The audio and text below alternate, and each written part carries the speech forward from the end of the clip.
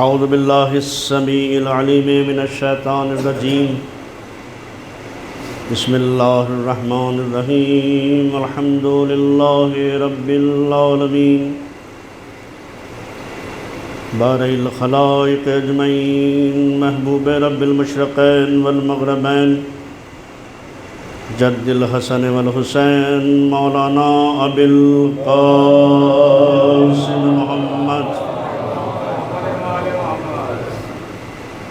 وآلہ طیبین الطاہرین المعصومین المظلومین المکرمین اما بعد فقد قال سبحانہ تبارک و تعالی وقولہ الحق بسم اللہ الرحمن الرحیم کل نفس ذائقۃ الموت صلوات بھیجے محمد و آل محمد۔ آپ لوگوں سے گزارش ہے کہ ایک مرتبہ سورہ الحمد اور 3 مرتبہ سورہ اخلاص کی تلاوت فرما کر سید امداد نقی ابن الیاس حسین کو ایصال ثواب فرماتے ہیں۔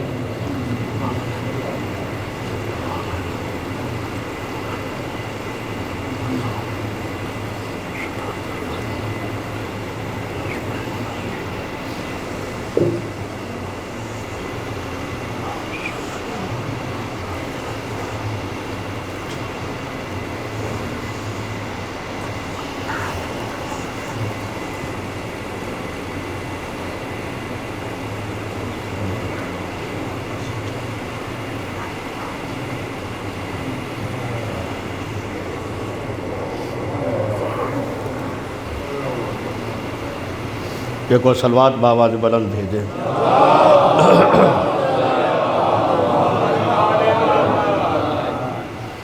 بہرحال اس گرمی میں میرا بھی امتحان ہے اور آپ کا بھی امتحان ہے، ہمیں دونوں کو امتحان دینا ہے، اور یہ امتحان آسان ہے، آخرت کا امتحان مشکل ہے۔ اگر ہم اس آسان امتحان سے گزر گئے تو آخرت کے امتحان سے بھی گزر جائیں گے۔ لہذا بالکل یہ نہ سوچئے گا کہ مولانا کتنی دیر پڑھیں گے، ٹھیک ہے نا؟ میں وقت نماز کیا ٹائم ہوگا؟ 12:30 پہ اذان، پون گھنٹہ ہے میرے پاس اذان کے مطابق، تو کیونکہ 11:15 ہو گئے ہیں اور 12:30 بجے اذان ہوگی، بس اتنی دیر ہے۔ چلیں، آسان کر دیا ہے مولانا نے، اور امتحان ہمارا۔ ایک صلوات بھیجے محمد و آل محمد کے اوپر۔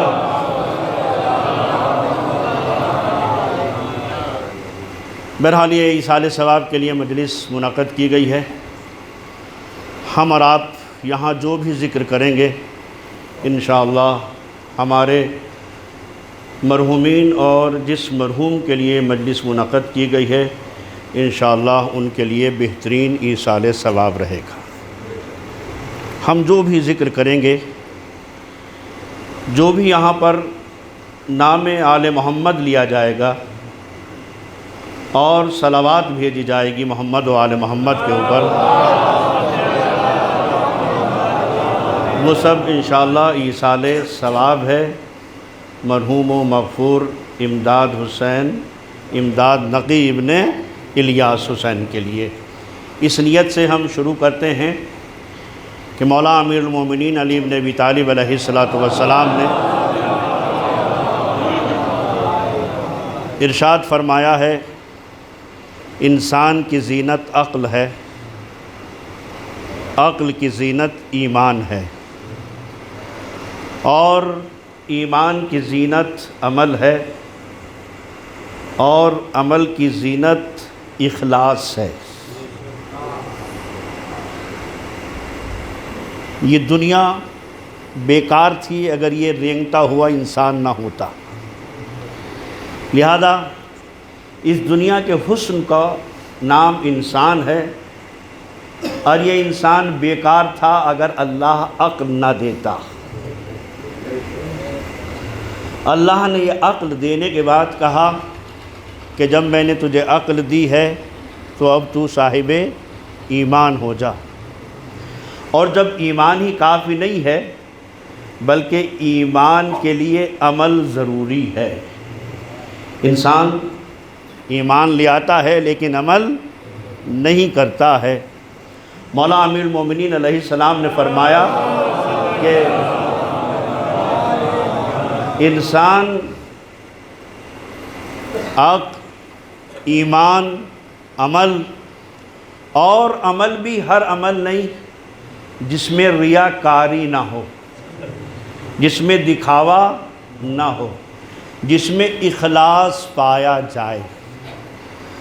اور جب اخلاص ہوگا تو فرمایا ہے کہ اخلاص کی زینت دعا ہے. دعا مومن کا اسلحہ ہے. میرے پیغمبر نے ارشاد فرمایا دعا صلاح المومن، دعا مومن کا اسلحہ ہے. تو میں یہ سمجھتا ہوں کہ اس زمانے میں لفظ اسلحہ بھی لینا جرم ہے، لیکن آل محمد نے ہمیں بغیر اسلحے کے خالی نہیں چھوڑا ہے، اور اس اسلحے کا نام دعا ہے. اور پھر میرے مولا نے فرمایا ہے اور اس دعا کی زینت کا نام محمد و آل محمد کے اوپر صلوات ہے.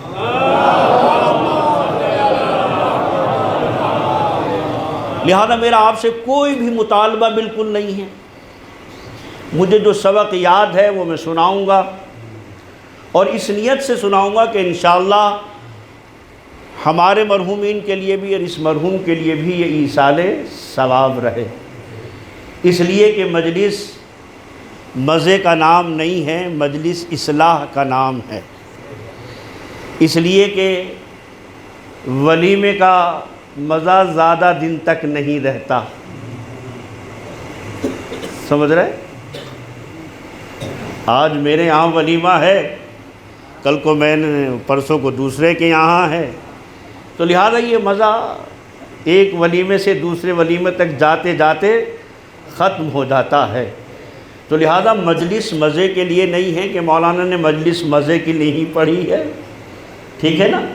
میں بالکل مزے کے لیے نہیں پڑھوں گا، میں ایصال ثواب کے لیے پڑھوں گا انشاءاللہ. ایک صلوات بھیجیں محمد و آل محمد کے اوپر. آپ تھوڑا سا آپ آگے کو آ جائیں گے تو آنے والوں کے لیے، کیونکہ ابھی شاید جگہ ختم ہو گئی ہے، تھوڑا سا آگے آ جائیے آپ. ویسے یہاں تو مجمع بوڑھوں ہی کا ہے بیچاروں کا، میں یہ بھی نہیں کہہ سکتا کہ سرکنا شروع ہو گئے تو رشتے نہیں آنے کے آپ کے، ہے نا؟ اب ان کو تو رشتوں کی بھی ضرورت نہیں ہے. صلوات بھیجے محمد و آل محمد کے اوپر. آپ بس میرا آپ سے مطالبہ یہ ہوگا کہ آپ محمد و آل محمد کے اوپر صلوات بھیجتے رہیں، اس لیے کہ صادق آل محمد امام جعفر صادق علیہ السلام نے ارشاد فرمایا ہے کہ جہنم کی آگ سے بچنے کے لیے، راوی کہتا ہے کہ مجھ سے صادق آل محمد نے فرمایا کہ چاہتے ہو کہ اللہ کے یہاں جب جاؤ اور جہنم کی آگ سے تمہارا چہرہ نہ جھلس جائے، میں تمہیں کوئی ایسا عمل بتا دوں؟ انہوں نے کہا فرزند رسول میرے ماں باپ آپ کے اوپر فدا ہو جائیں، ضرور بتا دیجئے. آپ نے فرمایا جب سپیدی صبح نمودار ہو تو تم محمد و آل محمد کے اوپر 100 مرتبہ صلوات بھیج دیا کرو. لہذا یہ صلوات ایک بہترین عبادت بھی ہے اور راہ نجات بھی ہے. بہت آسان عبادت ہے.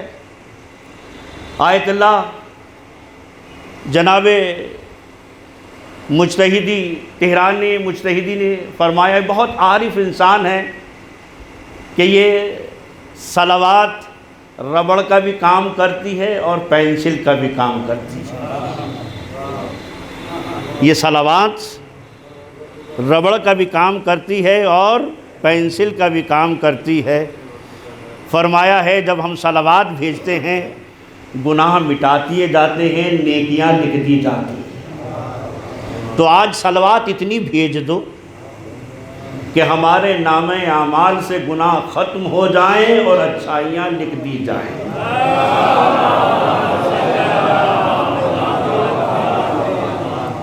لہذا یہ قرآن مجید کی آیہ کریمہ، قرآن اللہ کی وہ کتاب ہے کہ جو ہمارے پیغمبر حضرت محمد مصطفیٰ صلی اللہ علیہ وآلہ وسلم کو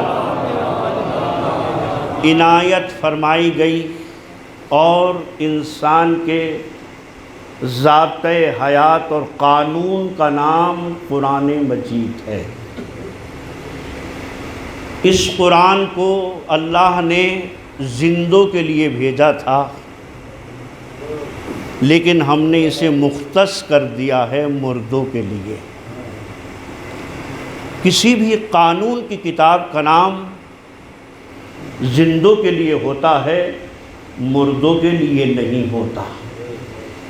آپ نے ہندوستان کے قانون کو پڑھا، اس میں کس کے لیے حکم آیا ہے؟ ٹریفک کے قانون، چوری کے قانون، رہزنی کے قانون، ہے نا؟ جتنے بھی قانون ہیں یہ کس کے لیے قانون ہیں؟ یہ قانون زندوں کے لیے ہیں، مردوں کے لیے نہیں ہیں۔ لیکن وہرے شیعہ قوم اس قانون کی کتاب کو مردوں کے لیے مختص کر دیا گیا ہے۔ کوئی بھی اپنی زندگی کو بسر کرنے کے لیے قرآن سے نہیں پوچھتا کہ مجھے کیا کھانا ہے، مجھے کیا پینا ہے، مجھے کس کے ساتھ رہنا ہے، کس کا حق کیا ادا کرنا ہے، کیا حلال ہے، کیا حرام ہے، کیا مکروہ ہے، کیا مستحب ہے۔ بس ایک لفظ لکھا جانے لگا، وہ بھی میرے پاس بھی خط ہے، آپ کے پاس بھی وہ خط پہنچا ہوگا، اس میں لکھا ہے قرآن خوانی 9 بجے۔ جو ایک بھی پڑھنے والا یہاں موجود نہیں تھا، سمجھ رہے ہیں؟ وہ فقط زینت بن گیا ہے خط کا، اور وہ زینت بن گیا ہے فقط ہماری طاقتوں کا، اور وہ زینت بن گیا ہے فقط ایصال ثواب کا۔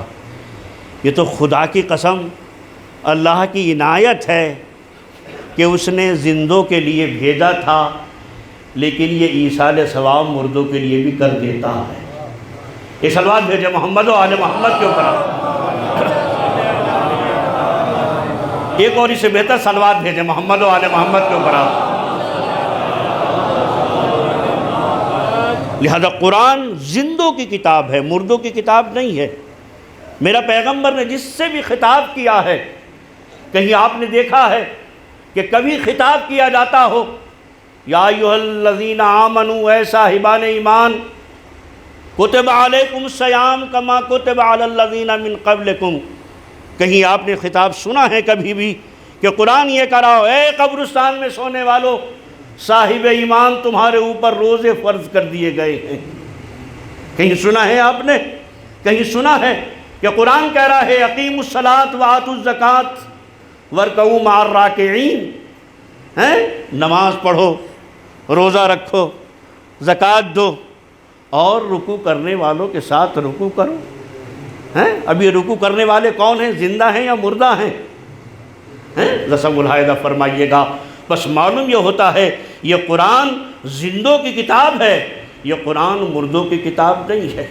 لہذا ہمیں جب تک ہم اپنی زندگی میں قرآن کو نہیں اپنائیں گے تو ہم زندہ نہیں مردہ رہیں گے، اور وہ گھر مردہ ہیں جس میں ذکر الہی نہیں ہوتا۔ پیغمبر اسلام صلی اللہ علیہ وآلہ وسلم کی حدیث ہے، نہج الخطابہ، اس میں پیغمبر اسلام صلی اللہ علیہ وآلہ وسلم نے الا بذکر اللہ تطمئن القلوب، فقط اللہ کا ذکر ہے کہ جو انسان کے قلب کو اطمینان بخش سکتا ہے۔ فقط آج میں بھی مضطرب، آپ بھی مضطرب، ہم سب مضطرب ہیں، آج ہم سب پریشان ہیں۔ کیوں پریشان ہیں؟ آئیے ہم قرآن سے پوچھیں، یہ ہمارے اضطراب کا کوئی تیرے پاس حل ہے، کوئی دوا ہے؟ تو قرآن کہے گا ہاں میرے پاس تمہارے اس بے اطمینانی کا علاج موجود ہے۔ یہ دواؤں سے ٹھیک ہونے والا نہیں ہے، یہ ڈاکٹر ٹھیک کرنے والے نہیں ہیں، اس کو ٹھیک کرنے والے کا نام پروردگار اور آل محمد ہیں، آل محمد ہیں۔ اس لیے کہ قرآن کہہ رہا ہے الا بذکر اللہ تطمئن القلوب، اور اس کے بعد میرے پیغمبر صلی اللہ علیہ وآلہ وسلم نے ارشاد فرمایا کہ نوروا بیوتکم بتلاوت القرآن، اپنے گھروں کو منور کرو قرآن کی تلاوت سے۔ آج بتائیے ہمارے گھروں میں کتنی قرآن کی تلاوت ہوتی ہے؟ آج ہم خود بتائیں، صبح کو ہمارے ہاں کتنے قرآنوں کی آوازیں آتی ہیں، بزرگ پڑھتے ہیں، بچے پڑھتے ہیں، جوان پڑھتے ہیں، خواتین پڑھتی ہیں۔ آج جتنی بھی بلائیں اور مصیبتیں ہیں، خدا کی قسم یقین کیجئے گا یہ سب بلائیں ہم خود لے کر آئے ہیں۔ ان بلاؤں کا لانے والا یہ کوئی تعویذ اور گنڈے کرنے والا نہیں ہے جو یہ برائیوں کو لے کر آ گیا۔ آج میں بھی پریشان، آپ بھی پریشان، یہ بھی بیمار، وہ بھی بیمار، یہ بھی دکھی، وہ بھی دکھی، میں اس حکیم کے پاس جا رہا ہوں، اس حکیم کے پاس جا رہا ہوں، اس تعویذ والے کے پاس جا رہا ہوں، اس تعویذ والے کے پاس جا رہا ہوں۔ ہر انسان ظاہر ہے جب جاتا ہے، یہ آج تعویذ گنڈے والے بھی بالکل پولیس والے کے طریقے سے ہو گئے۔ آپ کے کاغذات چاہے جتنے صحیح ہوں، لیکن پولیس والا کہیں نہ کہیں کمی نکال ہی دیتا ہے، ٹھیک ہے نا؟ اور یہ ڈاکٹر بھی آج ایسے ہی ہو گئے، آپ کو بتا دیتا ہے یہ جائیے چیک اپ کرا کے لے آئیے گا، تو ظاہر ہے یہ ساری جتنی غذائیں کھائی جا رہی ہیں کہیں نہ کہیں تو کمی آئے گی، ٹھیک ہے نا؟ تو فوراً اسی طریقے سے تعویذ والا بھی وہ بھی کچھ نہ کچھ بتا ہی دے گا۔ بس آپ سوچیں گے کہ یہ ساری مصیبتیں کسی نے کرا دیا ہے۔ خدا کی قسم کوئی کچھ بھی کرائے اس کا اثر ہو نہیں سکتا اگر تمہارے پاس قرآن جیسی کتاب ہو۔ ایک صلوات بھیجے محمد و آل محمد کے اوپر آپ، اور اس سے بہتر صلوات بھیجے محمد و آل محمد کے اوپر آپ سے میں عرض کروں کہ آج جتنی بھی بلائیں گھروں کے اندر آتی ہیں، جتنی مصیبتیں بھی آج گھروں کے اندر آتی ہیں، جتنی پریشانیاں بھی گھروں کے اندر آتی ہیں، وہ یہی ہے کیونکہ میرے پیغمبر نے فرمایا ہے وہ گھر مردہ ہے جس میں ذکر الہ، وہ گھر زندہ ہے جس میں اللہ کا ذکر ہوتا ہے۔ اور معلوم یہ ہوتا ہے کہ بلائیں آتی ہیں، بلائیں ہیں جو آتی ہیں۔ پیغمبر صلی اللہ علیہ وآلہ وسلم کی خدمت پہ ایک شخص آتا ہے اور آنے کے بعد کہتا ہے اللہ کے رسول سے، اللہ کے رسول میں اپنی بیوی کو طلاق دینا چاہتا ہوں۔ غور فرمائیے گا، اللہ کے رسول کے پاس آتا ہے، آنے کے بعد کہتا ہے اللہ کے رسول میں اپنی بیوی کو طلاق دینا چاہتا ہوں۔ کہنے لگے کیوں؟ کہ اس لیے دینا چاہتا ہوں۔ غور فرمائیے گا، ہے نا؟ ہمارے ہاں جتنی بھی طلاق ہوتی ہے کہ وہ امی کو روٹی نہیں دیتی، بھائی کو روٹی نہیں دیتی، مجھے نہیں دیتی ہے، ٹھیک ہے نا؟ ان چیزوں سے ہوتی ہے، لیکن جو ریزن میں بتانے جا رہا ہوں وہ کبھی طلاق نہیں ہوتی۔ وہ کہنے کہ طلاق دینا چاہتا ہوں، کیوں؟ کہ اس لیے طلاق دینا چاہتا ہوں کہ یہ میری بیوی مہمانوں کا استقبال نہیں کر پاتی اور مہمانوں سے یہ بہت دکھی ہے، لہذا جو بھی میرے مہمان آتا ہے، جو بھی میرے ہاں مہمان آتا ہے یہ ہے نا ناراض ہو جاتی ہے، لہذا میں اس کو طلاق دینا چاہتا ہوں۔ میرے پیغمبر صلی اللہ علیہ وآلہ وسلم نے ارشاد فرمایا ہے، خدا کی قسم آپ جیسا شریعت محمد مصطفیٰ پیش کریں دنیا کے سامنے، ہمارے ہاں طلاق دینا مشکل ہے، نکاح کرنا آسان ہے۔ جیسے ہمارے مخالفین کے یہاں شادی ان کے یہاں مشکل ہے، طلاق دینا آسان ہے۔ نہیں، آپ کے ہاں مشکل ہے طلاق دینا۔ میرے پیغمبر نے ایسے ہی نہیں فرما دیا، کہا کہ نہیں طلاق نہیں دیں گے آپ اپنی بیوی کو، بلکہ جاؤ جا کر یہ کہہ دو کہ آج میں پیغمبر کی دعوت کر کے آیا ہوں،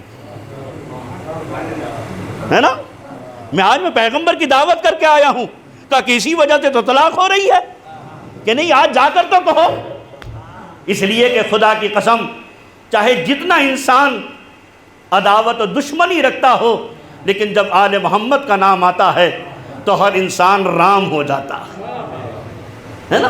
بس میرے پیغمبر نے فرمایا کہ جاؤ اور جا کر کہہ دو کہ میں پیغمبر کی دعوت کر کے آئے ہوں، اور پیغمبر اکیلا نہیں آتا ہے، پیغمبر کا پروٹوکول ہے نا؟ بھئی جب آپ نے وزیر اعظم کی دعوت کی ہے، صدر کی دعوت کی ہے، تو آپ جانتے ہیں سینکڑوں گاڑیاں ہوتی ہیں، ہے نا؟ اگر آپ نے وزیر اعظم کو بلا لیا آپ نے یہاں تو 4-5-7 دن پہلے تو یہاں چھاونی بن جائے گی، اور جب اس کا قافلہ آئے گا تو جب دنیا کے رہنما کے ساتھ اتنا پروٹوکول ہے تو جو میرا پیغمبر ہے کہا کہ میں اپنے اصحاب کے ساتھ آؤں گا، لیکن شرط ہے، میری مائیں اور میری بہنیں بھی اگر یہ سن رہی ہیں تو آج یہ میں آپ کو ایسا علاج بتا کے جا رہا ہوں خدا کی قسم کہ تمہیں نہ کسی تعویذ گنڈے والے کے پاس جانا پڑے گا، نہ کسی حکیم اور ڈاکٹر کے پاس جانا پڑے گا، لیکن ہم نے کیونکہ سیرت کو چھوڑ دیا ہے، ہم نے کیونکہ قرآن کو چھوڑ دیا ہے، ہم فقط پیغمبر کا نام تو لیتے ہیں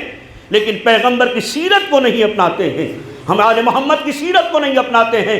ہمارے ہاں مجالس سے ضرور ہو رہی ہیں لیکن یہ مجالس ایسا ہے کہ جیسے ایسے ہی کوئی ایک جلسہ ہو رہا ہو سیاسی، ہے نا، بس اس کے علاوہ اور کچھ نہیں ہے۔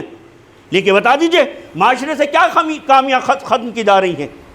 آج شادیوں کو آپ دیکھ لیجئے، روزانہ آپ نے 1000 بلائیں تو میرے ہاں 1500 آئیں گے، ہے نا، مجھے آپ کو فیل کرنا ہے، ٹھیک ہے، لیکن پیغمبر نے فرمایا کہ جب میں آؤں تو اپنی بیوی سے کہنا جب میں آؤں تو وہ اپنے دروازے کے اوپر چھت پہ چلی جائے اور مجھے آتے ہوئے بھی دیکھے، اور جب میں جانے لگوں تب بھی وہ مجھے جاتے ہوئے دیکھے۔ عجیب، میرے پیغمبر نے فرمایا کہ جب میں آؤں تو مجھے آتے ہوئے بھی دیکھے۔ اب پیغمبر نہیں آ رہا ہے، اب یہ رسول نہیں آ رہے ہیں، اب یہ نبی نہیں آ رہے ہیں، اب یہ ہادی بن کر نہیں آ رہے ہیں، بلکہ ایک مہمان بن کر آ رہے ہیں، یہ ایک مہمان بن کر آ رہے ہیں۔ اب یہاں کے اوپر وہ نہیں کہا کہ جاؤ کہہ دو کہ رسول کی نہیں، کہا کہ ایک مہمان آ رہا ہے۔ جب مہمان آ رہا ہے تو اب مہمان جب بن کر آؤں تو اپنی بیوی سے کہنا کہ وہ جب میں آؤں تب مجھے دیکھے، جب جانے لگوں تب مجھے دیکھے۔ اس نے جانے کے بعد کہا کہ میں آج پیغمبر کی دعوت کر کے آیا ہوں اور اللہ کے رسول آج ہمارے مہمان ہیں اور وہ اپنے ساتھ کے ساتھ آ رہے ہیں، لہٰذا تم اوپر جا کر ان کو دیکھنا، اور جب وہ جانے لگے تب بھی ان کو جا کر دیکھنا۔ بس اس نے ایسا ہی کیا۔ خدا کی قسم جیسا ملاحظہ فرمائیے گا، ایمان تازہ ہو جائے گا اور آپ کو یاد ہو جائے گا کہ ایک مہمان کی جب اتنی عظمت ہے تو قرآن کی کتنی عظمت ہے۔ اگر اس عنوان سے آپ سنیں گے تو آپ ضرور لطف اندوز ہوں گے۔ بس میرے پیغمبر نے جیسے ہی فرمایا کہ جب میں آؤں تب بھی مجھے دیکھے، جب میں جاؤں، چلیے یہ تو اچھا لگتا ہے کہ ہر آنے والے کا ہمارے یہاں بھی استقبال ہوتا ہے نا، جب بیچاری بارات جاتی ہے تو پھر کوئی نہیں ہوتا، ہے نا، پھر کوئی نہیں ہوتا، کوئی نہیں دیکھتا انہیں، لیکن جب آتے ہیں بہرحال گیندے ویندے کے پھول ڈال ہی دیے جاتے ہیں، ہے نا۔ اب یا تو گننے کے لیے لگاتے ہیں یہ پھول کہ کتنے باراتی آئیں تاکہ لڑنے میں آسانی ہو جائے، ہے نا، لیکن جب جاتے ہیں تب نہیں کوئی گنتا ان کو کہ سب چلے گئے یا نہیں۔ لیکن میرے پیغمبر نے فرمایا جب آئیں جب بھی دیکھو، جب جائیں جب بھی دیکھو۔ فرمایا یہ کیا حکمت ہے، اب ذرا ملاحظہ فرمائیے گا، بس آپ متوجہ ہو گئے، یہ آپ کی توجہ ہی اس بات کی دلیل ہے کہ آج معاشرہ ان مرض کے علاج کو تلاش کر رہا ہے کہ جس میں پورا سماج جھومج رہا ہے۔ لہذا میرے پیغمبر نے فرمایا جب مہمان آتا ہے تو اپنے ساتھ تمام نعمتیں لے کر آتا ہے۔ لہذا حکم ہی ہے، حکم ہے کہ جب کسی کے مہمان جاؤ، بلکہ اپنے گھر بھی اگر جاؤ تو کچھ تحفے اور تحائف بچوں کے لیے لے کر جاؤ۔ اور میرے پیغمبر نے فرمایا ہے، اسی حدیث میں حدیث سنا دوں، میرے پیغمبر نے فرمایا ہے کہ جب گھر میں جاؤ تو کچھ تحفہ لے کر جاؤ، چھوٹا سا تحفہ ہی لے کر جاؤ، اور لے جا کر بھی گڈو کو آواز نہ دو، پپو کو آواز نہ دو، منع فرمایا ہے اس کو آواز نہ دینا، بلکہ فرمایا اس بچی کو آواز دینا جو تمہارے گھر میں ہے، اور اگر فاطمہ نام کی بچی ہے تو پھر اس کو آواز دینا۔ آپ سب ملاحظہ تو فرمائیے، آپ کہاں بیٹھے ہیں، آپ کیا سوچتے ہیں اسلام کیا کہتا ہے؟ ہم جب بھی جاتے ہیں، ہم جانے کے بعد ہمیشہ اپنے گھر میں اگر کوئی نعمت لے کر جاتے ہیں، اگر کوئی تحفہ لے کر جاتے ہیں، تو سب سے پہلے ہم بیٹے کو آواز دیتے ہیں، لیکن پیغمبر نے فرمایا بیٹے کو نہیں بلکہ رحمت کو آواز دیا کرو۔ ایک صلوات بھیجے محمد و آل محمد کے اوپر، آپ رحمت کو آواز دیا کرو۔ بس پیغمبر نے فرمایا کہ جو گھر میں بیٹی ہو اور بیٹی کا نام جس کا فاطمہ ہو، یہ سوغات اور تحفہ اس کو دیا کرو۔ بعض مومنین اس کے اوپر عمل کرتے ہیں اور باقاعدہ کہتے ہیں بیٹی مشکلات میں ہوں، تمہارا نام زہرا ہے، تمہارا نام زہرا ہے، تمہارا نام فاطمہ ہے، تمہارا نام سیدہ ہے، لہذا یہ میں تمہارے لیے تحفہ چھوٹا سا لے کر آیا ہوں، میرے لیے دعا کر دو تو اس سے بڑا تحفہ لے کر آؤں گا۔ تو میں یہی کہتا ہوں عزیزو، اگر آج ہم اپنی بچی کا نام بھی فاطمہ رکھ دیتے ہیں تو اللہ نے اس کے اتنا احترام رکھا ہے کہ خداوند عالم اس کی دعا کو مستجاب کرتا ہے۔ تو جب اس فاطمہ کی دعا مستجاب کرتا ہے تو فاطمہ کو راضی کر لو، اگر فاطمہ دعا کر دے، اگر فاطمہ دعا کر لے۔ بس میرے پیغمبر نے فرمایا کہ جب مہمان آتا ہے تو ساری نعمتیں اپنے ساتھ لے کر آتا ہے۔ بس معلوم یہ ہوا کہ یہ نعمتیں لے کر آتا ہے، جب نعمتیں لے کر آتا ہے تو ظاہر ہے گھر کے اندر رونق بڑھ جاتی ہے، لیکن یہ فلسفہ سمجھ میں نہیں آتا تھا۔ چلیے آتے ہوئے تو نعمتوں کو ہم سب دیکھتے ہیں، لیکن میرے پیغمبر نے فرمایا جب جاتا ہے تو جتنی بلائیں ہوتی ہیں وہ ان کو واپس لے کے جاتا ہے، وہ ساری بلائیں لے کر جاتا ہے۔ بس مہمان کے قدم اتنے مبارک ہیں خدا کی قسم کہ نعمت کو لے کے آتا ہے اور بلاؤں کو واپس کر کے جاتا ہے۔ ایک صلوات بھیجے محمد و آل محمد کے اوپر، اور اس سے بہتر صلوات بآواز بلند بھیجے محمد و آل محمد کے اوپر۔ لہذا قرآن کو اپنائیں، قرآن ہمیں جہنم کی آگ سے بچا سکتا ہے۔ قرآن پڑھنے کے عادی ہوں، بسم اللہ کہنے کے عادی ہوں۔ آج بسم اللہ الرحمن الرحیم میں یہ سمجھتا ہوں کہ تقریباً ختم سا ہوتا چلا جا رہا ہے۔ اس کا نتیجہ یہی ہے کیونکہ آج آداب اسلامی موجود نہیں رہے۔ آج جب کھانا کھایا جاتا ہے تو ظاہر ہے کھڑے ہو کے کھایا جاتا ہے، تو کہاں آداب اسلامی یاد رہے گا، ہے نا؟ کہاں بسم اللہ یاد رہے گی، ہے نا؟ جس وقت پلیٹ لے رہے ہیں تو مجھ سے گفتگو ہے، اس سے گفتگو ہے، اس کو دیکھ رہے ہیں، اس کو جواب دے رہے ہیں، اس کا سلام، اس کا سلام، تو وہاں یہ بسم اللہ کہاں یاد آئے گی؟ نہیں، یہ بسم اللہ ضرور یاد رکھیں، اس لیے کہ پیغمبر اسلام صلی اللہ علیہ وآلہ وسلم جناب امیر علیہ السلام نے ارشاد فرمایا ہے کہ جب کھاؤ تو بسم اللہ بآواز بلند پڑھو، بسم اللہ بآواز بلند پڑھو۔ یہ نہیں کہا کہ اپنے بچوں سے کہو کہ تم بھی بسم اللہ پڑھو۔ ہمارے ہاں یہی ہوتا ہے، کیونکہ میں سادات بہارا کا ہوں، میں جانتا ہوں کہ ہمارا خود پڑھا رہتے ہیں، باپ کہتے ہو بیٹے نماز نہیں پڑھنے گیا۔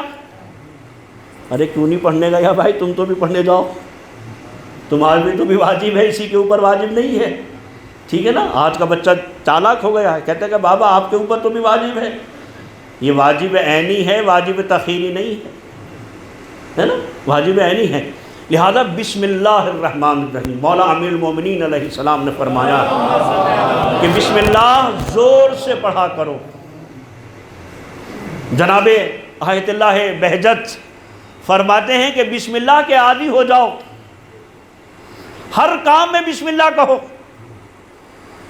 ہر کام میں بسم اللہ کہو، اس لیے کہ بسم اللہ اللہ کی جانب سے خداوند عالم کا عظیم تحفہ ہے۔ بسم اللہ الرحمن الرحیم اللہ کی جانب سے یہ عظیم تحفہ ہے کہ خداوند عالم نے ہر سورے کے اوپر بسم اللہ کا تاج لگایا ہے۔ سمجھ رہے ہیں؟ 114 سورے ہیں، 113 سوروں میں اللہ نے بسم اللہ کو رکھا، اور سورہ نمل میں تاکہ قرآن میں 114 سورے ہیں تو بسم اللہ کی تعداد کم نہ ہو پائے، ہے نا، کم نہ ہو پائے۔ اللہ نے نہیں چاہتا ہے کہ بسم اللہ کم ہو پائے، تو لہذا سورہ نمل میں اللہ نے 2 مرتبہ بسم اللہ کو نازل کیا تاکہ یہ بسم اللہ باقی رہے۔ کیوں؟ کیونکہ یہ ہر قرآن کا جز ہے، قرآن کا جز ہے، اور جب تک سورے کے شروع میں بسم اللہ نہ پڑھ لی جائے اس وقت تک آپ کی نماز نہیں ہوگی۔ میں کہوں گا میں نے پروردگار میں تو سورہ الحمد پورا پڑھ لیا، بسم اللہ بھول گیا تو کیا ہے، 7 آیتیں پڑھ ڈالی؟ کہا کہ نہیں، بغیر بسم اللہ کے نہیں ہوگا۔ کیوں؟ کیونکہ بسم اللہ تمہیں جہنم کی آگ سے بچا سکتا ہے، آگ سے، جہنم کی آگ سے، اس میں اتنی طاقت پائی جاتی ہے۔ آیت اللہ بہجت فرماتے ہیں اپنے ایک درس میں، کہتے ہیں کہ بسم اللہ الرحمن الرحیم کہنے کے عادی ہو جاؤ، ہر کام میں بسم اللہ کہو، خداوند عالم نہ تمہیں کہیں ذلیل کرے گا اور ہمیشہ تمہیں کامیاب کرے گا۔ فرماتے ہیں کہ جب مرنے کے بعد ہمارا نامہ اعمال ہمارے ہاتھوں میں دیا جائے گا تو ظاہر ہے آپ نے دیکھا کہ اگر آپ بسم اللہ کے عادی ہیں تو بسم اللہ الرحمن الرحیم کہہ کر اس نامہ اعمال کو اپنے ہاتھ میں لیں گے۔ ویسے ملاحظہ فرمائیے گا، بہت اہم بات ہے جو میں عرض کرنا چاہتا ہوں، چھوٹی چھوٹی باتیں ہیں لیکن ان باتوں کو ذرا دھیان سے، اس لیے کہ آج پورا قرآن آپ پڑھ نہیں سکتے۔ سب سے پہلی بات تو یہ ہے کہ آج جتنا قرآن ہمارے ہاں مظلوم ہے کسی قوم میں اتنا مظلوم نہیں ہوگا۔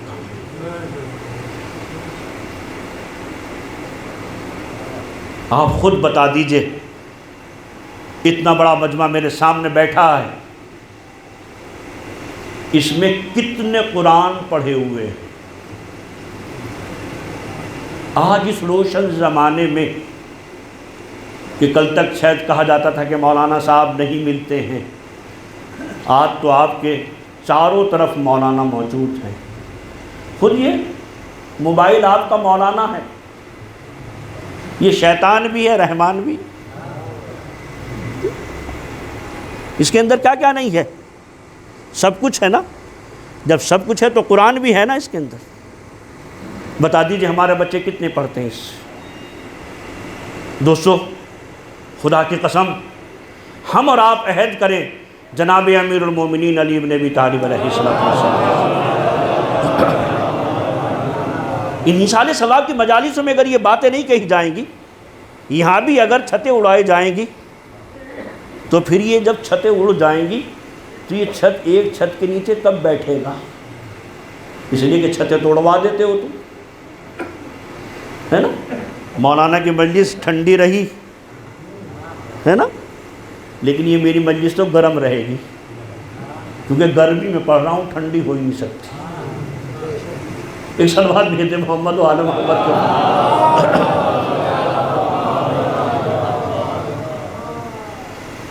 کل یہ مولانا صاحب جو بیٹھے ہیں، جو آج نہیں بولتے، یہ کل وہاں بہت بولیں گے، اس لیے کہیں گے کہ میں اتنے سال ان کی بستی میں رہا، سب نے استخارے دکھائے، ہے نا، فاتحہ دلوائی، لیکن کسی نے بھی آنے کے بعد مجھ سے یہ نہیں کہا کہ مجھے قرآن پڑھانا سکھا دیجیے۔ اگر میں مدرسہ بھی کھول لیتا تھا تو یہ بیچاری ماں ہے نا، اگر انگلش پڑھانے والا آیا ہے نا تو ہر طریقے سے بہانے لے کے کہے گی کہ کسی طریقے سے یہ کلاس میں بیٹھ جا، لیکن اگر مولانا صاحب آ گئے قرآن پڑھانے کے لیے اور بچے نے کہہ دیا آج امی میں پڑھنا نہیں چاہتا، سمجھ رہے ہیں، تو فوراً کہیں گی مولانا آج میرے بچے کی طبیعت خراب ہے۔ سمجھ رہے ہیں آپ، یا آپ نے کتنا بڑا گناہ کیا ہے؟ سمجھ رہے ہیں، اللہ کے رسول نے مباہلہ کروا لیا تھا اسی بات کے اوپر، سمجھ رہے ہیں، مباہلہ اس جھوٹ کے اوپر ہی تو، کس کے اوپر لعنت تھی وہاں؟ بے نمازی پہ، کس کے اوپر تھی بھائی لعنت؟ بے نمازی کے اوپر؟ کس کے اوپر تھی؟ چور کے؟ جھوٹوں کے اوپر۔ بس بچے کو یہیں سے معلوم ہو گیا کہ یہ جھوٹ بولنا کوئی گناہ نہیں ہے نا؟ اگر بچے کو اسی وقت بتا دیتی یہاں کہ بیٹے میں یہ نہیں کہوں گی کہ تمہاری طبیعت خراب ہے، میں سچ بولوں گی، بچے نے وہیں سے سن لیا کہ یہ جھوٹ بولنا اگر کوئی گناہ ہوتا تو میری ماں کبھی نہ بولتی۔ سمجھ رہے ہیں؟ آپ نے جھوٹ بولنا پھر مارتے ہیں آپ اس کو کہ کیوں جھوٹ بول رہا ہے؟ اما جھوٹ بولنا تو خود ہی آپ نے سکھایا۔ صلوات بھیجے محمد و آل محمد کے اوپر، اور ایک اسے بہتر صلوات بآواز بلند بھیجے محمد و آل محمد کے اوپر۔ لہذا بسم اللہ الرحمن الرحیم کہنے کے عادی ہو جائیں۔ بسم اللہ الرحمن الرحیم جب آپ عادی ہو جائیں گے تو یہاں پر آغا بہجت فرماتے ہیں کہ جب آپ بسم اللہ الرحمن الرحیم کہہ کر یہ اپنا نامہ اعمال لیں گے ہاتھ میں، اور مجھے تو یقین ہے، اپنا تو مجھے یقین ہے، آپ کا نہیں انشاءاللہ، مجھے تو یقین ہے کہ میرے نامہ اعمال میں خامیاں ہوں گی، لیکن ان کو اچھائیوں میں بدلوانے آل محمد کا کام ہے، ان کے در سے متمسک ہو جائیے، ہے نا؟ لہذا جیسے ہی آپ دیں گے، بس یہاں پر حکم ہے، کہتے ہیں جیسے ہی آپ بسم اللہ الرحمن الرحیم کہیں گے خداوند عالم تمہاری تمام برائیوں کو مٹا کر اچھائیاں لکھ دے گا، یہ فرشتے تمہیں جہنم کی طرف کھینچیں گے، حکم پروردگار ہوگا ارے میں اپنے اس بندے کو کیسے جہنم میں بھیجوں جو مجھے رحمان و رحیم کہہ کر یاد کر رہا ہے۔ ایک صلوات بھیجے محمد و آل محمد کے اوپر، ایک اور اسے بآواز بلند صلوات بھیجے محمد و آل محمد کے اوپر آپ۔ بس عزیزو، یہ بسم اللہ الرحمن الرحیم اتنی عظیم آیت ہے خدا کی قسم کہ جب ہم اس کو پڑھتے ہیں تو قرآن کی آیت کو بھی دہراتے ہیں اور آل محمد کا بھی تصور آتا ہے۔ یہی ایک آیت ہے کہ جو بالکل واضح آیت ہے، اور یہ آیت اتنی واضح ہے کہ اللہ نے ہر نماز میں واجب کر دی ہے، اور کہا کہ ان سوروں کو نہ پڑھنا جن میں آیے سجدہ ہے، اور سورہ توبہ میں اس آیت کو نہیں رکھا ہے جہاں پر اللہ غیظ و غضب کر رہا ہے، بسم اللہ کو وہاں نازل نہیں کیا ہے اللہ نے، لہذا بسم اللہ الرحمن الرحیم ہر نماز میں واجب سورہ الحمد کا پڑھنا۔ پیغمبر اسلام صلی اللہ علیہ وآلہ وسلم نے فرمایا ہے، میرے پیغمبر نے فرمایا ہے، اے جابر آؤ تمہیں ام الکتاب کو تعلیم دے دوں؟ کہا کہ میرے ماں باپ آپ پر فدا ہوں۔ جابر بن عبداللہ انصاری کہتے ہیں کہ میرے ماں باپ آپ پر فدا، اللہ کے رسول فرمائیے کہ کون سی کتاب ہے وہ کون سا سورہ ہے؟ آپ نے فرمایا ام الکتاب سورہ الحمد ہے۔ فرمایا ہے کہ جو سورہ الحمد کی تلاوت کرتا ہے خداوند عالم ایک ثلث قرآن کا اس کو ثواب عطا فرماتا ہے۔ اور دوسری حدیث میں میرے پیغمبر نے ارشاد فرمایا ہے کہ جو ایک مرتبہ سورہ الحمد کی تلاوت کرتا ہے وہ ایک ختم قرآن کا ثواب رکھتا ہے، ایک ختم قرآن کا ثواب رکھتا ہے۔ اور جس نے پیغمبر نے فرمایا ہے جو 3 مرتبہ سورہ توحید کی تلاوت کرتا ہے وہ ختم قرآن کا ثواب رکھتا ہے۔ ہمارا مرنے والا کتنا لائق مبارکباد ہے خدا کی قسم، ہیں کہ جب اس کو ایصال ثواب ہوتا ہے، جتنی تعداد زیادہ ہوتی چلی جاتی ہے، ہر آنے والا فرد کم سے کم 2 ختم قرآن کا ثواب ضرور پہنچاتا ہے۔ اسی لیے کہا گیا ہے کہ سورہ الحمد اور سورہ توحید، اور یہ کیوں؟ اس لیے کہ اس کا تصور جب ذہن میں آتا ہے تو مولا کائنات امیر المومنین کا تصور آتا ہے۔ بس آخری بات، کیونکہ میرا وقت ختم ہونے والا ہے، ایک صلوات بآواز بلند بھیجیں محمد و آل محمد کے اوپر آپ۔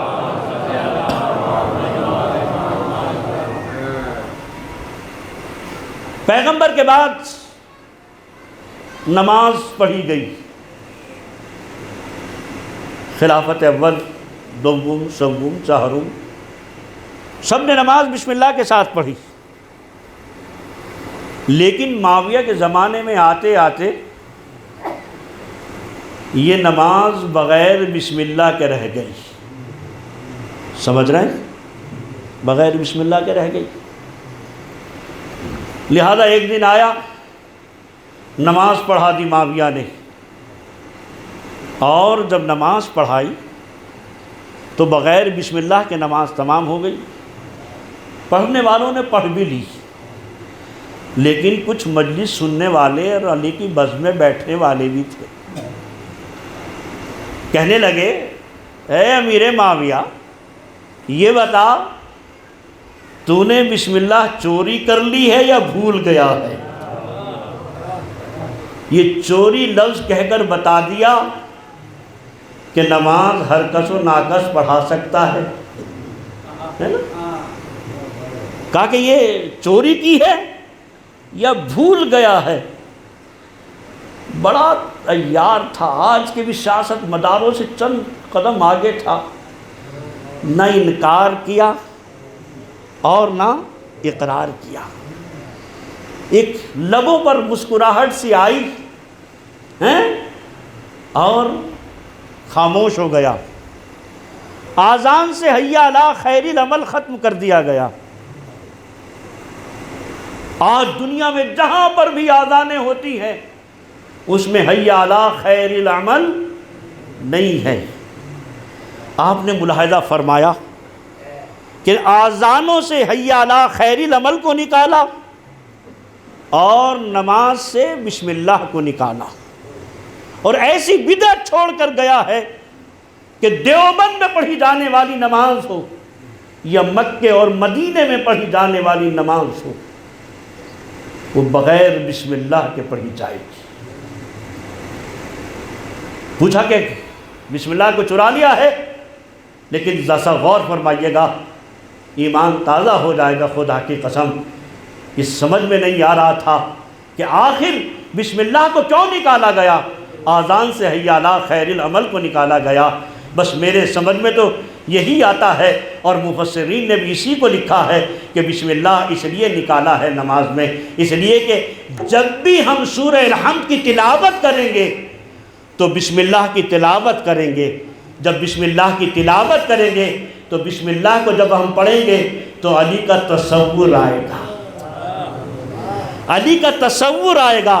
یعنی معلوم یہ ہوتا ہے کہ ہماری نماز کا آغاز ہی علی کی ولایت سے ہوتا ہے۔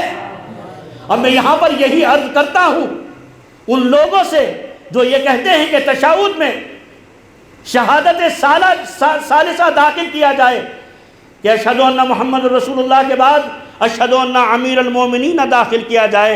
ارے نادانو، تم علی کو آخری وقت نماز میں لے کر آ رہے ہو۔ اللہ نے تو نماز کے آغاز میں ہی علی کا تصور رکھا ہے۔ یہ صلوات بھیجے محمد و آل محمد کے اوپر،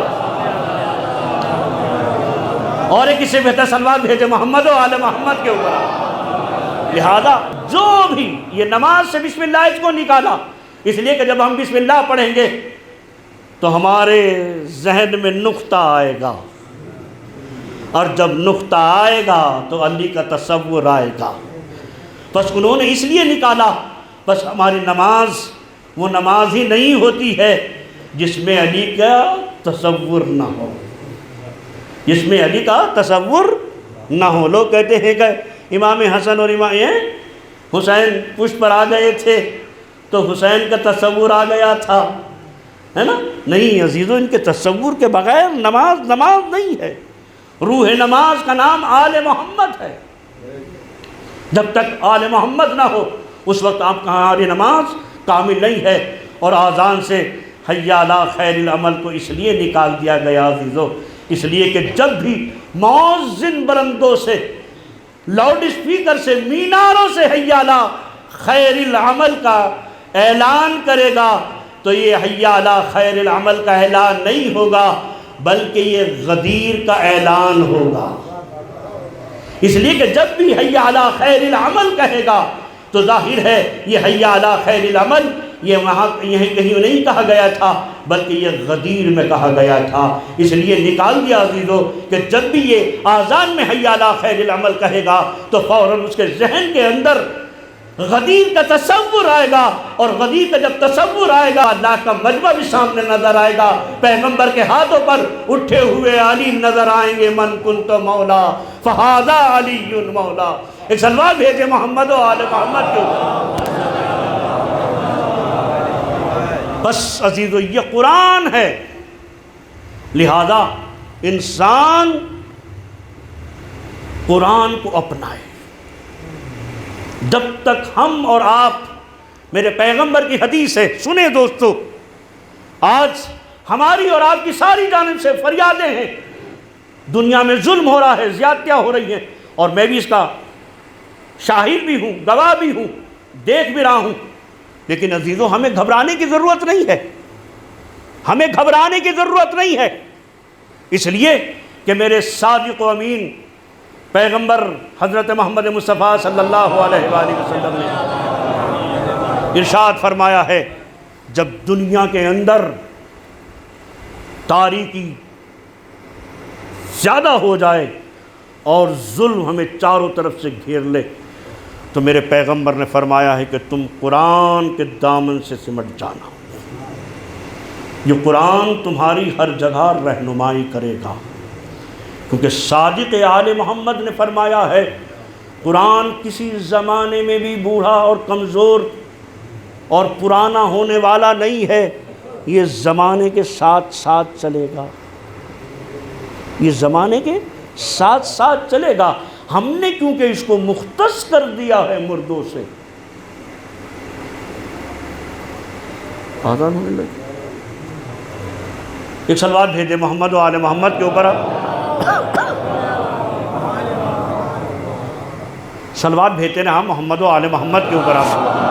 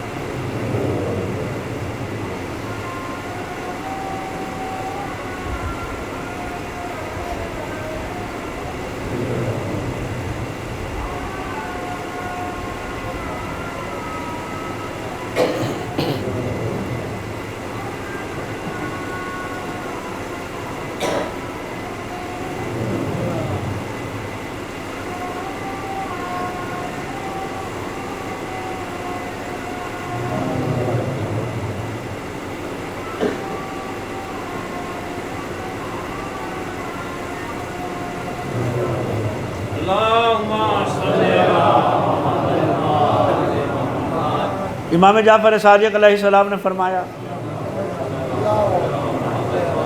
کہ ہمارے شیعوں کی پہچان یہ ہے کہ جب نماز کا وقت ہو جائے تو وہ کل بلانے لگے، اگر نہ کل بلائے تو سمجھیے ہمارا شیعہ نہیں ہے۔ لیکن حدیث فتویٰ بھی بتا دوں، ایران میں بہت عظیم محفل ہو رہی تھی فاطمہ کا چاند امام حسین علیہ السلام کی۔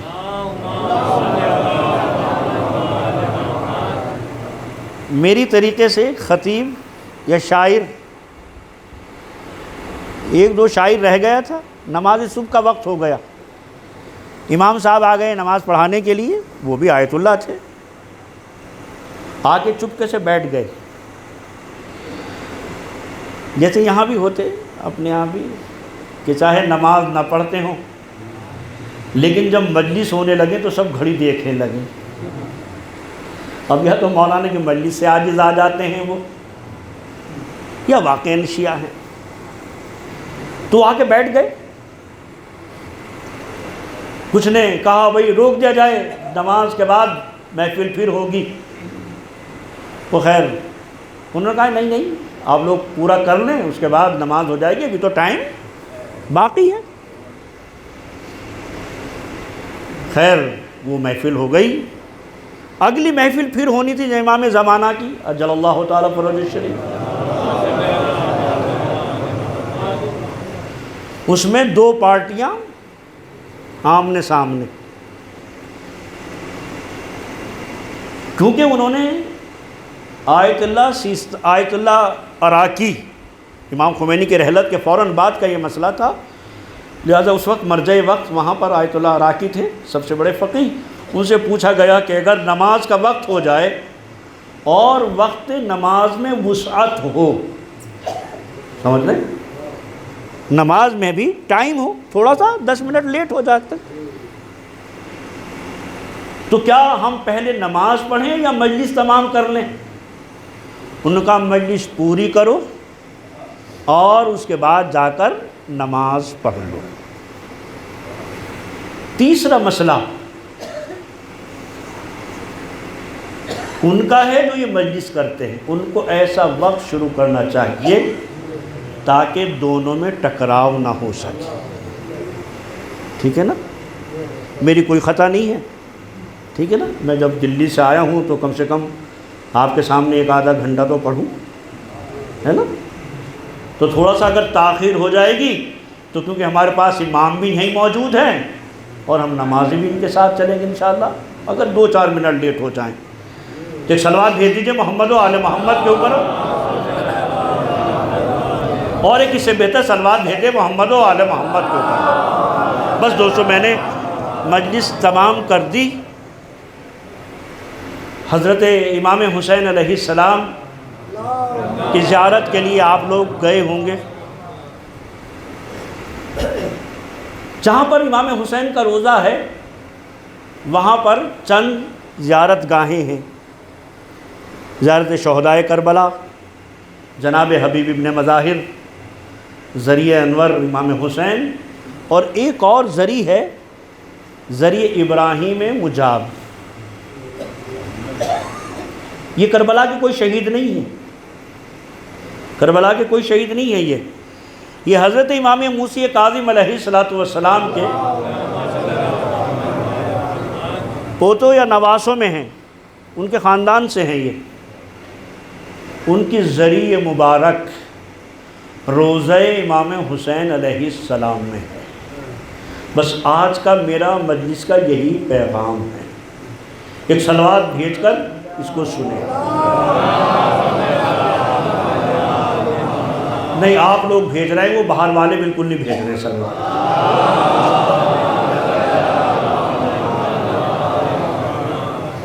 ابراہیم مجاب اس کو کہتے ہیں کہ جس کا جواب دیا گیا ہو۔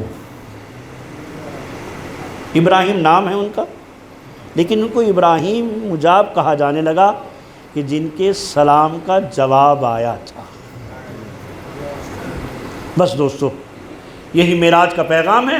میں اپنے بچوں کے لیے پڑھنا چاہتا ہوں کہ یہ کربلا سے کچھ دور کے فاصلے پر رہتے تھے، اور ہر شب جمعہ، کیونکہ امام جعفر صادق علیہ السلام کی حدیث ہے، امام صادق علیہ السلام کی حدیث ہے، امام نے فرمایا میرے جد کی زیارت کے لیے روزانہ جایا کرو۔ راوی کہتا ہے فرزند رسول میں تو دور رہتا ہوں، کہا ہفتے میں ایک دن چلے جایا کرو جمعے کے دن، کہا یہ بھی ممکن نہیں ہے۔ ایک مہینے میں چلے جایا کرو، کہا یہ بھی ممکن نہیں۔ سال میں ایک دفعہ چلے جایا کرو،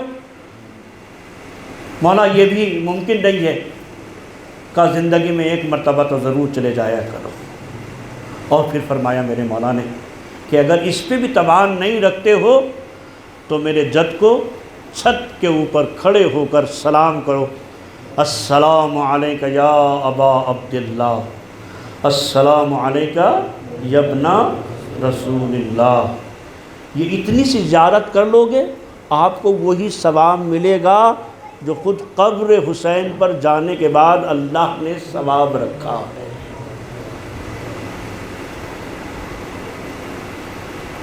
تو لہذا وہ ہر شب جمعہ خود بھی جاتا تھا اور اپنے ماں باپ میں سے کسی ایک کو ساتھ لے کے جاتا تھا، ایک جمعرات کو ماں کو، ایک جمعرات کو باپ کو۔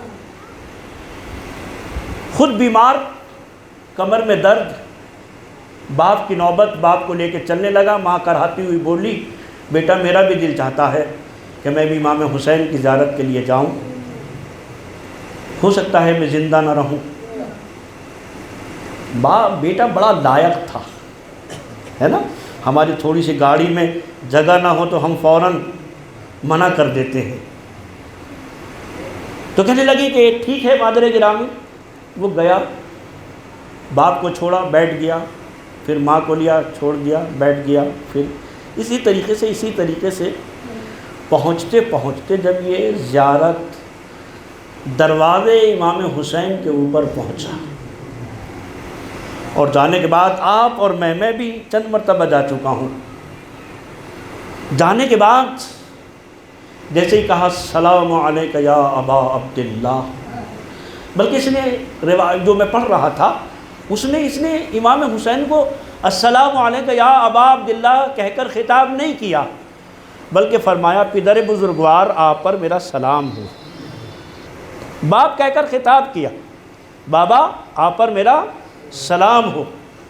جواب آیا میرے بیٹے تجھ پر بھی میرا سلام ہو، اور یہ اپنے کانوں سے اس نے سنا۔ یہ زری سے لپٹے ہوئے کوئی ایک عالم دین کھڑے تھے کہ انہوں نے امام حسین کا یہ جواب سنا، تلاش کرنے لگے۔ ایک مرتبہ اس جوان کے اوپر نگاہ گئی، پوچھتے کہ تم نے سلام کیا تھا؟ کہا ہاں۔ کہا تمہارے آقا نے جواب دیا؟ کہا میرے بابا نے میرے سلام کا جواب دیا ہے۔ بس دوستو، یہی آج مجلس اور فرش ادا کا عظیم پیغام ہے۔ کہتے کہ تم نے کون سا عمل کیا ہے کہ میں اتنے دن سے حسین کو سلام کرتا ہوں لیکن کبھی بھی حسین کے جواب نہیں آیا؟ تم نے کون سی نیکی کی ہے کہ تم نے امام حسین کو سلام کیا اور حسین نے تمہارے سلام کا جواب دیا؟ کہا کچھ نہیں، میرے ماں باپ بوڑھے ہیں، میں ہر ہفتے ان کو لے کر یہاں آتا ہوں۔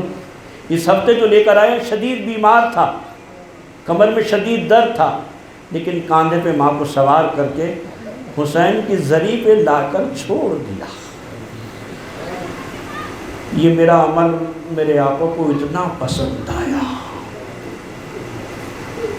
کہ اب میں جہاں سے چاہتا ہوں وہاں سے سلام کر لیتا ہوں، حسین میرے سلام کا جواب وہیں سے دیتے۔ بس عزیزوں، یہی آج مجلس کا میرا پیغام ہے کہ اپنے ماں باپ کی ہمیشہ اطاعت کرتے رہنا، اس لیے کہ ماں عظیم نعمت پروردگار ہے، باپ اصل ہے، اصل ہے۔ پیغمبر نے فرمایا تمہارا کوئی وجود نہ ہوتا اگر یہ تمہارا باپ نہ ہوتا۔ اور عزیزوں، یہ مرنے والا مرا، چند بھائی اور ماں بھی موجود ہے۔ ماں نے یہ صدمہ بیٹے کا دیکھا، لیکن اللہ رے کربلا تیرا احسان ہے کہ ہمارے سینے پھٹ جاتے اگر واقعی کربلا نہ ہو جا۔ کربلا نے سارے دامن میں اپنے سمیٹ رکھا ہے۔ ہمارا باپ مر جائے تو بیٹا موجود ہے، باپ مر جائے بیٹا موجود ہے، بیٹا مر جائے باپ موجود ہے، بچہ مر جائے علی اصغر کو یاد کرتے ہیں، جوان مر جائیں تو اکبر کو یاد کرتے ہیں، سب موجود ہیں عزیزوں۔ اور کربلا ایک ایسی داستان ہے کہ جس کو پڑھنے کے بعد یہ اللہ کا ذکر ہے کہ جو انسان کے دل کو مطمئن کرتا ہے، اور ایک ذکر سید الشہداء ہے کہ جب انسان دکھی ہوتا ہے لیکن جب حسین کے اوپر آنسو بہا لیتا ہے، چاہے جتنا غم کیوں نہ ہو، اس لیے کہ چاہے جتنا غم کیوں نہ ہو، جب حسین کے غم کو ہم دیکھتے ہیں تو سارے غم بونے نظر آتے ہیں، سارے غم چھوٹے نظر آتے ہیں۔ حسین ہے جو صبح سے جنازے پہ جنازے لا رہا ہے، اللہ اکبر۔ حسین کبھی حبیب کا جنازہ لاتے ہیں، کبھی خود کا جنازہ لاتے ہیں، کبھی اول محمد کا جنازہ لاتے ہیں، کبھی قاسم کا جنازہ لاتے ہیں، کبھی عباس کا جنازہ لاتے ہیں، کبھی اکبر کا جنازہ لاتے ہیں، لیکن ہر غم میں زینب شریک ہے۔ آواز دیتی ہے زینب، آواز دیتے زینب یہ اکبر کا جنازہ آیا ہے۔ اللہ اکبر۔ حسین کتنا ٹوٹ گیا تھا۔ ایک وقت وہ بھی آیا عزیزوں کہ جب حسین علی اکبر سامنے کھڑے ہو جاتے ہیں، کہتے ہیں آقا مجھے بھی مرنے کی اجازت دیجیے۔ بس آپ کی آوازیں بلند ہو گئی۔ جناب علی اکبر جب آتے ہیں تو روایت کے جملے بعد روایت میں یہ لکھا ہے کہ حسین نے فوراً اجازت دے دی، اور ایک روایت یہ ہے کہ نہیں، حسین نے کہا جاؤ جا کر پہلے اپنی ماں زینب سے اجازت لے لو۔ اللہ اکبر۔ حسین نے اجازت نہیں دی بلکہ زینب سے اجازت لی، اور جب علی اکبر خیمے سے نکل رہے تھے تو ادھر سے آوازیں آ رہی تھی، حسین کیا کوئی تمہارے پاس مجاہد نہیں رہا؟ اللہ اکبر۔ کیا حسین تمہارے سپاہی تمام ہو گئے؟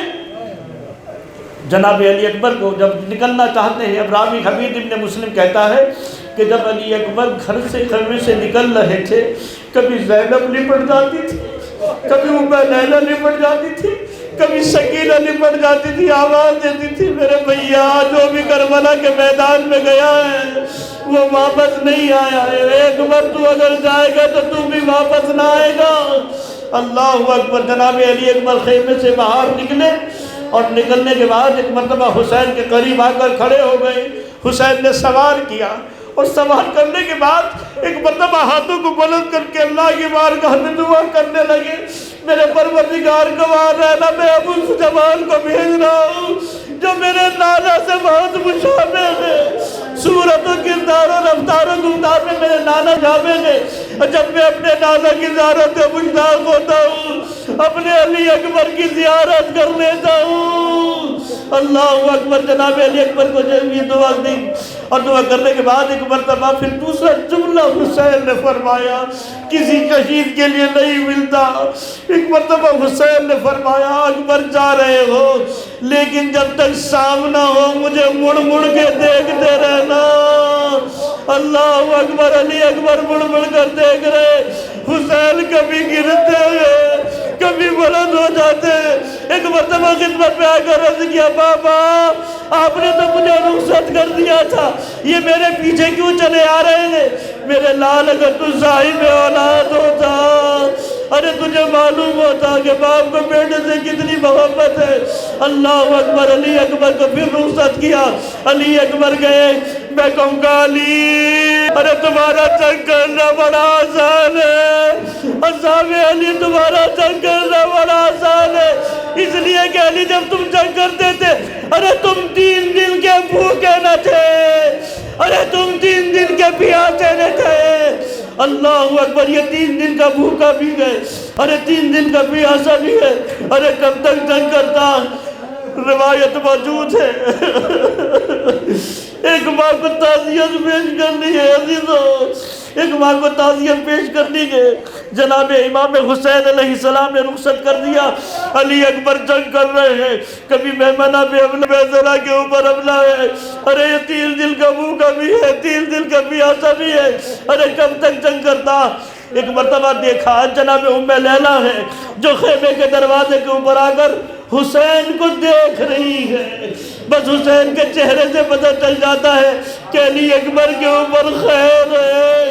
ایک مرتبہ علی اکبر کے چہرے کے ایک مرتبہ ارے حسین کا چہرہ تغییر ہونے لگا، ام لیلہ نے پوچھا ارے میرے سردار میرے اکبر کی خیر تو ہے؟ آواز دی ام لیلہ، ارے میرے جد رسول نے فرمایا ہے ارے ماں کی دعا بیٹے کے حق میں جلدی مستجاب ہوتی ہے۔ اے فیض ام لیلہ، ارے تیرے مقام تیرے بیٹے کے مقابلے میں عرب کا بہادر آ رہا ہے، جا کر دعا کر دے۔ ام لیلہ نے سر کے بالوں کو پریشان کیا، بیویوں کو بلایا، ارے دعا کر رہی تھی۔ ایک مرتبہ دروازے کے اوپر علی اکبر آ جاتے تھے، جزاکم ربکم خیر الجزا، باپ اور بیٹے میں گفتگو ہوئی، میں پہ طاقت نہیں ہے، علی اکبر جاتے ہیں، جانے کے بعد عزیزو جو بھی گھوڑے سے گرتا تھا سب حسین کو آواز دیتے تھے، چچا میری مدد کر دیجئے، بابو میری مدد کیجئے، آقا میری مدد کیجئے۔ اللہ اللہ، علی اکبر کو اپنے بابا کا کتنا خیال تھا، ارے میرا بابا صبح سے جنازے اٹھا رہا ہے، اب میرے بابا میں طاقت نہیں کہ آ کر اکبر کا جنازہ اٹھا لے۔ آواز دی بابا اپنے اکبر کا آخری سلام قبول کیجئے۔ جیسے ہی آواز سنی حسین دوڑے، آواز دی میرے اللہ، ارے مجھے آنکھوں سے دکھائی نہیں دیتا۔ اللہ اللہ، علی علی علی کہہ کر آگے بڑھ رہے ہیں، میں کہوں گا حسین، ارے نجم کے علی کو بلا رہے ہیں، یا کربلا کے نجم علی کو بلا رہے ہیں۔ ارے حسین نے جنازے کو اٹھایا، بس میں نے مجلس تمام کر دی، آپ کی آوازیں بلند ہو گئی، اللہ آپ کی آوازوں پر رحمت نازل فرمائے، اللہ آپ کو جزائے خیر عنایت فرمائے۔ ایک مرتبہ جناب علی اکبر کے جنازے کو اٹھایا اور لٹا کر زمین پر رکھ دیا، آواز دی ولی آشو کے بچوں، ارے گڑیل جوان کا جنازہ ہے، ارے مصحف باپ سے اڑتا نہیں، ارے بچے آئے، ارے حسین نے جنازہ لا کر رکھا، والی اکبرہ واہ محمد کی آوازیں بلند ہونے لگی، جزاکم ربکم خیر الجزا۔ ارے جیسے ہی آوازیں بلند ہونے لگی، ایک مرتبہ زینب نے دیکھا، ارے ام لیلہ نظر نہیں آتی، ارے زینب خیمے سے باہر نکلی، آواز دیتی جاتی ہے بھابی ارے تیرا اکبر آ گیا، لیکن کوئی جواب نہ سنا۔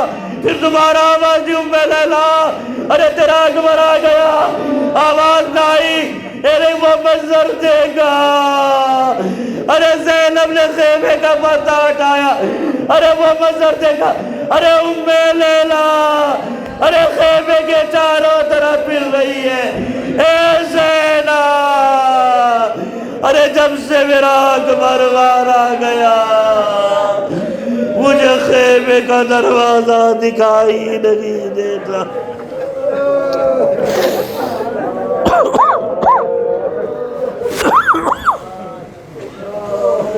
وَسَيَعْلَمُ الَّذِينَ ظَلَمُوا